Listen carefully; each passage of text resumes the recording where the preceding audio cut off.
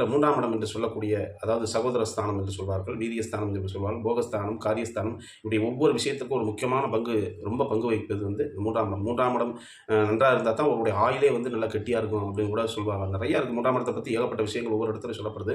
அதை பற்றி நம்ம ஏற்கனவே பார்த்துருக்கோம். இப்போ 3ஆம் இடத்துடைய அதிபதி என்று சொல்லக்கூடியவர் யார் அப்படின்னா ஜென்ரலாக வந்து செவ்வாய் தான். ஒவ்வொரு ஜாதகத்தின் அடிப்படையில் ஒவ்வொருத்தருக்கு அது மாறும். இருந்தாலும் இந்த 3ஆம் இடம் என்பது ஜென்ரலாக வந்து செவ்வாய் வந்து ஒருவருக்கு வந்து எக்காரணத்தை ஒன்று கெட்டு போயிடக்கூடாது. அசுப கிரகங்களுடைய கண்ட்ரோலில் போய் அதனுடைய வலு இழந்துருச்சுன்னா கண்டிப்பான முறையில் இந்த 3ஆம் இடம் வந்து பாதிக்கப்பட்டிருக்கும். இது செவ்வாய் பாதிக்கப்பட்டிருந்தாலோ அல்லது 3ஆம் இடத்துடைய அதிபதி பாதிக்கப்பட்டிருந்தாலோ அந்த ஜாதகருடைய சகோதரர் வந்து ஆயுள் ஸ்தானம் பாதிக்கப்படும்.